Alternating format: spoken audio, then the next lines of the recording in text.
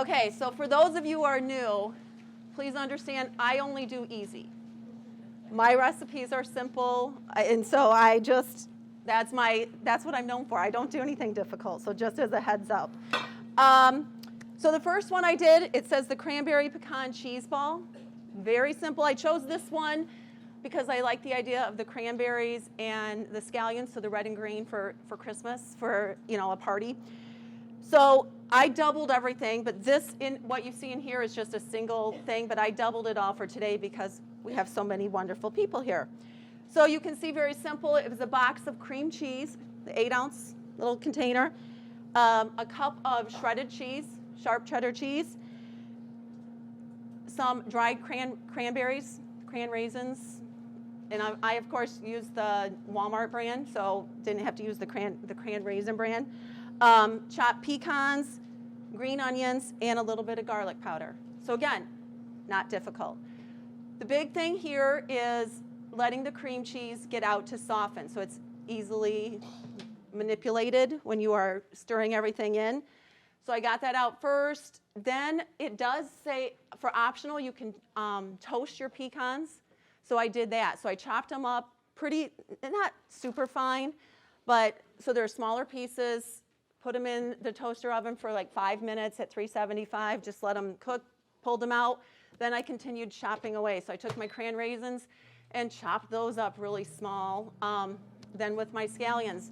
Once all my chopping was done, simple, my cream cheese has been out for a while, threw a little of the garlic powder in, and the shredded cheese, stirred that all up, and then took about half of my choppings and mixed them into the cheese ball. And I kept the rest out because before I get it all plated out for today for everyone to try, I'm going to roll it in this again so it will have more of the stuff on it. So it is, like I said, this is a double batch, so this is 2 bars of the cream cheese. So nothing too difficult, and you can see, ready to go. Serve with your favorite crackers. You could have vegetables, pretzels, anything that you want, out for that. So we'll have that set up for you. The other one that I did, I'm sorry. No, I'm sorry, I'm in red. Is a, oops, I need this though. The eggnog dessert dip. So again, I don't do difficult. A package of instant vanilla pudding, a cup of eggnog, just a little pinch of nutmeg, a cup of heavy cream, and 2 tablespoons of sugar.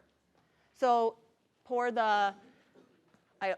I doubled this one. So again, when you see it, don't be like, but pour the pudding in, the cup of eggnog, and the pinch of nutmeg, stir that up. Then I took the heavy cream and the sugar and took my mixer and just whipped that up and folded it in. So again, nothing difficult.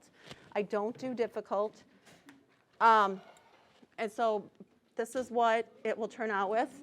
And then you use ginger snaps to taste. So you can have ginger snaps, shortbread cookies, so just a different spin. So you have the sweet, you have the savory, so you get a little bit of both. So this one of our coworkers, she says she makes it every year, and she's like me, she's like, Suzanne, I don't do difficult. I've said, perfect. So she says her family loves this and eats this all the time. So these are the first time I've made these for both of these, so hopefully, but this is a tried and true in her house, and she said they love that one. Any questions there? Again, no muss, no fuss. I don't do that. So I'm going to turn it over to Miss Alyssa. Oh, do you have a question? No. Oh, okay. Miss Alyssa, it is your turn. Hi, everybody. So I made coquito, which is a Puerto Rican eggnog. Very simple. You pretty much just throw all the ingredients in a blender. So it calls for evaporated milk, a cream of coconut. You have coconut milk, sweetened condensed milk, white rum, which I did not add today, unfortunately, but Then there's vanilla extract, and then cinnamon. You can use cinnamon sticks or ground cinnamon. But basically, all you do is pretty much add everything into the blender. You mix it up. Obviously, don't add the cinnamon sticks in the blender, but you add everything up, and you let it, cool down in the refrigerator. You do have to mix it because it does, as you can see, it settles a little bit. So you do have to mix once you're ready to serve. It lasts for up to a week in the refrigerator, but it is, because there's no rum in this, it can be a little bit on the sweeter side. You do have to like coconut. The rum kind of cuts the sweetness. So like I said, there's no rum in this. And then you can use your cinnamon to garnish the coconut or the coquito, but that is pretty much it. Very simple, festive, fun holiday drink we always make. It's a tradition at my house and my in-laws' house. So it's really good. So hopefully you guys enjoy it. Super simple. I took Suzanne's route. So one of the things I like to make Christmas morning is cinnamon rolls, but I do them ahead and then just pull the pan out, give them about an hour or two on the counter, and then put them in the oven. So trying to come up with something that's, shall we say, less carbish. I know, it's the holidays, but my doctor told me to get a new hobby, and I'm trying real hard. So I decided to try this sausage breakfast casserole. Something different. It's pretty easy to put together, and it's a make-ahead, which is nice. It doesn't have to be a make-ahead, but it can be. So that's what I did actually last night. Went home after work, put it all together, and then just threw it in the ice box. Came in today, let it warm up a little bit, and now you saw me put the cheese on it, and now we're waiting for it to finish baking. So you can really use any kind of meat for this. The official recipe says breakfast sausage. What I grabbed off the counter was Jimmy Dean regular sausage. It's not hot, so it should be fine. It'll be good. You could put ham in there. Hey, if you really want to give your cardiologist a run for the money, throw a lot of bacon in there and see what happens, right? That's low carb. They said that was okay. You won't have a heart left, but it'll be okay. All right, this calls for 10 eggs, and I got thinking about, wait a minute, what am I going to do with these 2 lonely little eggs? Put them in there.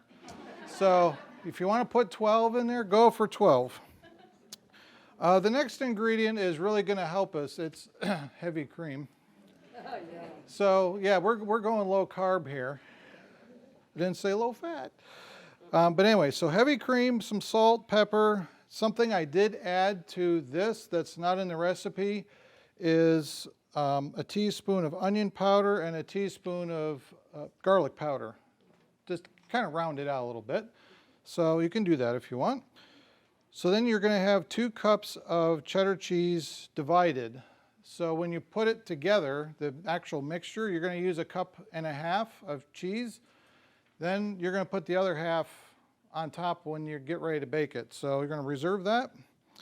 And you're going to need 30 ounces of hash browns, and they need to be thawed. So don't take them out of the freezer. And then, so when I bought these a few days ahead, let them thaw out.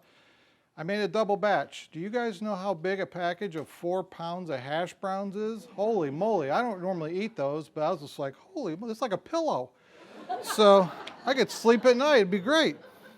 So that took a few days to kind of thaw out, but basically just throw it all in a bowl, mix it up. 9 by 13 pans, so what I ended up using was a 10 by 14 glass dish. I had 2 of those. I wasn't sorry because they're a little bit bigger and a little bit taller because I had to get it here. So going around those roundabouts in Edgewater, if anybody's not tried that with liquid stuff, is great. My wife had a great idea. I said, well, it's going to go all over the car. She goes, well, let's put it in a turkey bag thing like you do at Thanksgiving and tie it up. So I slid the whole thing in there, she slid the whole thing in there, taped it all up, and sure enough, when I got here, it wasn't bad, but some of it had gone over.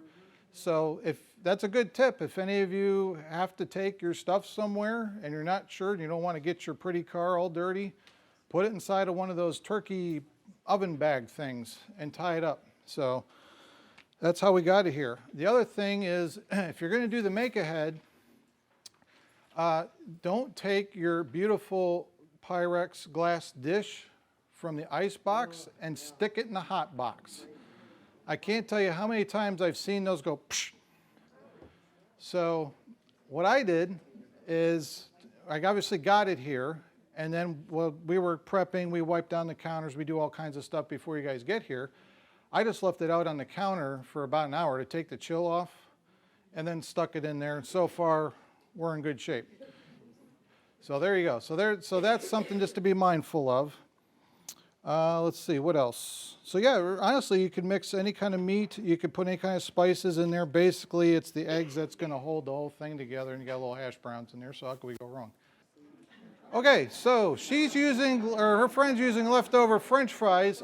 You're doing the Cooking for Two presentation next month. We're going to sign you up. We'll all gather. All right, everybody save their French fries. We can make this happen.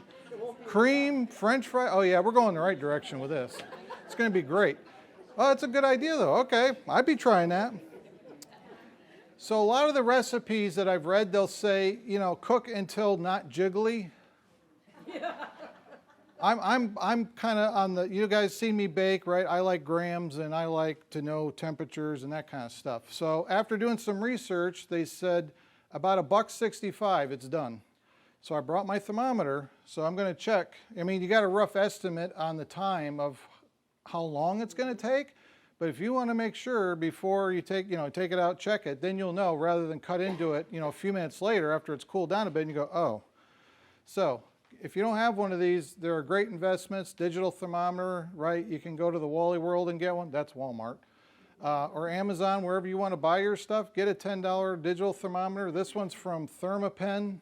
It's a great company, but they're kind of an investment, but they work great. So whatever, just get one. They're worth it. Any more questions about the casserole? I'm going to change it to French fry casserole now. This is awesome. Okay. One more thing, and then you'll be done with me.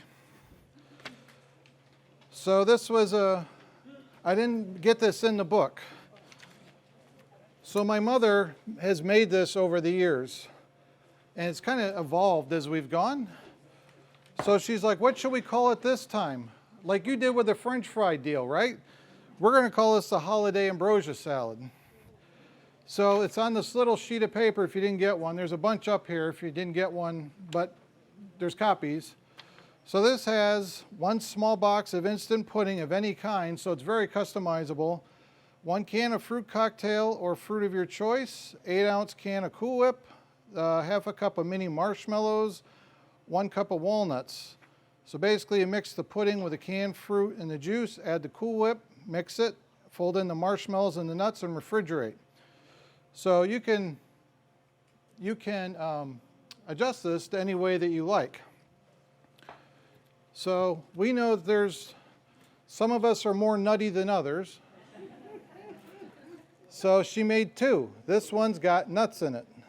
If you have an issue with nuts, she made another batch that's does no nuts, not as nutty. Maybe I need that one. So, yeah, so she made that. That'll be up here as well. And then this one, like I say, will be marked. So if you do have a nut allergy or something, then you'll know which one not to touch. Hello, everyone. My name is Angie, and I'm a foodie, and I'm so happy to be here and share recipes with everyone. Today, I'm sharing my banana eggnog trifle. So this recipe began with one of our family favorite recipes, making banana pudding. We're in the South. It's kind of one of those feel-good comfort kind of desserts that you can make almost any time during the year. But I thought, well, we're in the holiday season. Why not kick it up a notch and do something a little different? And that's how this recipe came together. So as you see here, I have the trifle all layered and ready to go. And we're going to top it with fresh whipped cream today. So let's go ahead and get that started. So I have a cup of powdered sugar. I'm going to place that in my bowl. Yes, I'm measuring. Spencer always gets me for that. I'm like, oh, a little dash of this, a little dash of that. I'm measuring. I'm a good girl today. I'm on the nice list this year. And I'm going to do 3 cups of heavy whipping cream. Place that in my bowl. So here's 2.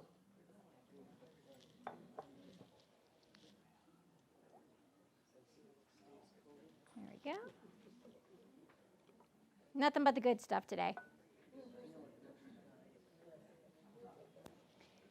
And now I'm going to add a little splash of vanilla to give it a little extra flavor, complexities, and just kind of give it a little more richness. So this I'm not going to measure. I'm just going to go, whoop, done. Where did you get such a large bottle of vanilla? This is actually from CBI. Cheney Brothers. Yep, Cheney Brothers, yep. And now I'm going to start this. I have my whip attachment.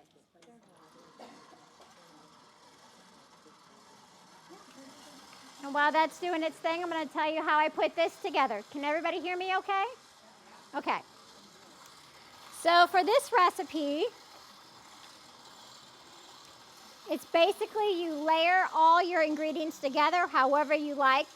I like to put pudding on top of like your vanilla wafers, on top of any kind of pound cake or anything. So that way it kind of makes it a little softer and you don't have that crunch and then something soft and something crunchy. It kind of levels it out a little bit.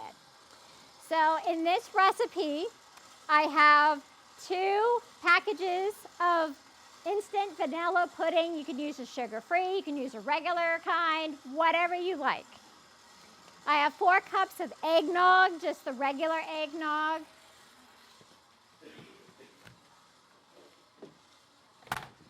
Comes in the container. 4 cups of heavy whipping cream. 1 pound of pound cake cubed, and I just bought the pre-made, easy. You can make it if you are inclined to. Whatever you have time or whatever you like for preference. What's that? Oh, 1 pound of pound cake. So just one of those little regular pound cakes. I just got it from Walmart or wherever. Or they have the mix if you want to make a homemade pound cake, go for it. I use 1 box of vanilla wafers. And I took a third and crushed it up. And just a baggie, had fun, you know, took out my frustrations. Holidays. Husband. No, just kidding, dear. I love you very much. And then I save the rest of the vanilla wafers whole so that I can layer and do my garnishes on the top.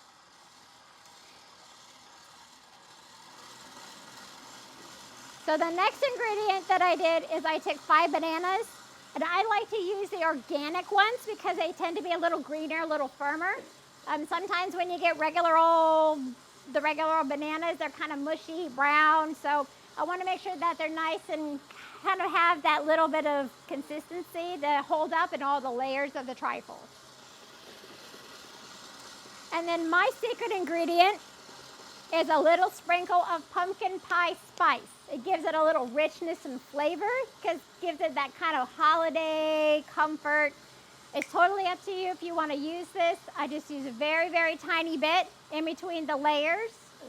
And it just brings those flavors together for me. That's my personal favorite, but you can leave that out if you like. And I just started with the vanilla wafers on the bottom. Put my layer of my whipped cream. Go back. So I whipped the pudding mix, the eggnog, and the heavy whipping cream. Mix that up until it's nice and smooth and just yum. I can just eat that right out of the bowl. So then I put that pudding mix on top of the vanilla wafers, and I just keep layering however you like. If you want more pound cake, if you want more banana, however you like.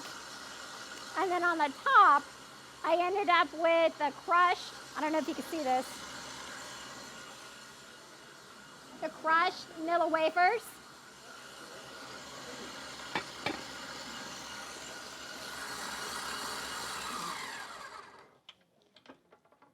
So living with a baker, somebody that loves to bake at home, a foodie like myself, I always learn to scrape down the sides. Especially when you're making like icing, you get those little crusties around the edges. You want to make sure all that's incorporated in. Yes, that's for last. That's a chef's reward, is licking the spoon, right? Or somebody that you really love and want to get brownie points in the household.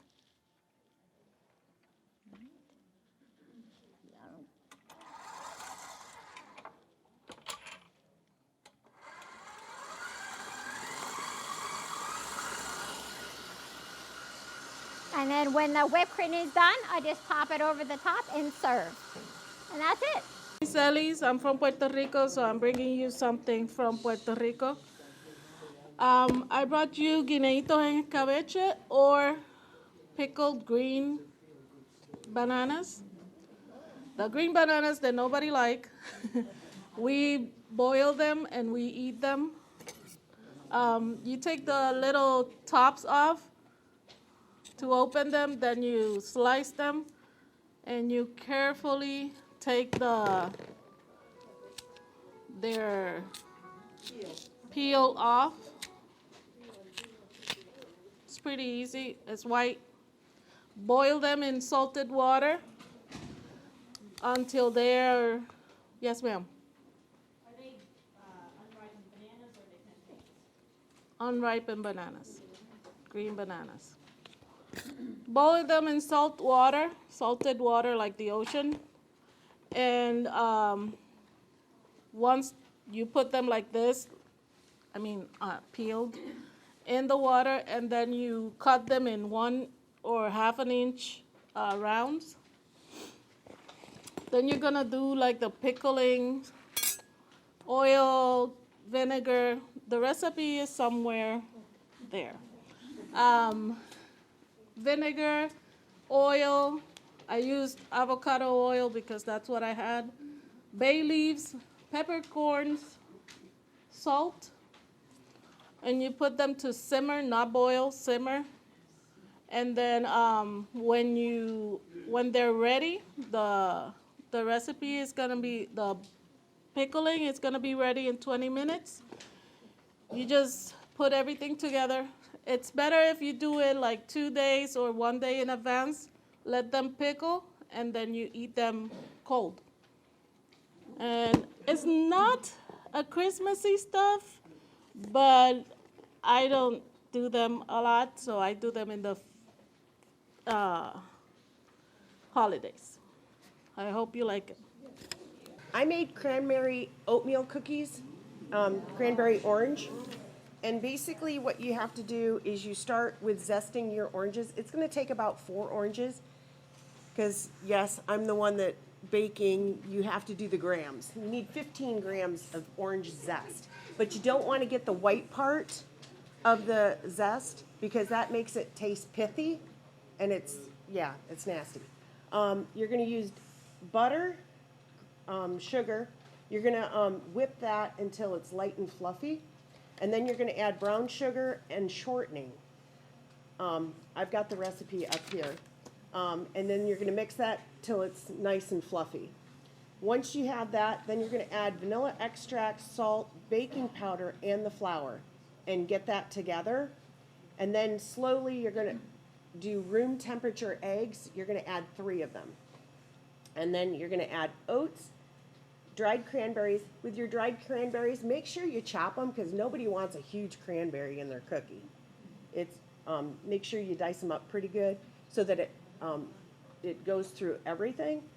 And then a little bit of water because, of course, the cranberries are dried, so you want to rehydrate them a little bit. So you mix that all together, and then you either use a 1 ounce, 2 ounce, however big scoop you want to do. I did 1 ounce scoops for these. And then put them on your trays. Make sure that you have enough distance because I accidentally bumped them up together. Sorry. But they're still delicious. It's just that they're not the perfect round cookie. And then go ahead and portion them out. And then you're going to bake them at, if you have a convection oven, it's going to be at 325. If you have a regular oven, it's going to be 350. And it's going to be anywhere from 10 to 12, maybe 14 minutes, depending on the size of the cookie. And then once they're done, let them set because they're going to be soft in the middle and a little bit crispy on the outside, and that's the perfect cookie. Good morning. My name's Lynn. Everyone probably knows I follow the Suzanne method of cooking where everything I make is very simple. So I made a cranberry jalapeno dip. I don't know if you can see that or not, but it has a base of cream cheese. And then the recipe's up here on the table. The top of it is just chopped cranberries, diced jalapenos, a little bit green onions, a little sugar, a little lemon juice. It's very simple to make. The key to this is chopping all that stuff up the day before, mixing it up and putting it in the refrigerator overnight, and then the next day putting it in a colander or a strainer to strain all that juice out, because you don't want it soggy on top of your cream cheese. So then you just take whipped cream cheese, spread it in there, and dump your cranberry mixture on top, so it's a little spicy. This is a double batch, so normally you would just put it in a, an 8x8 pan, but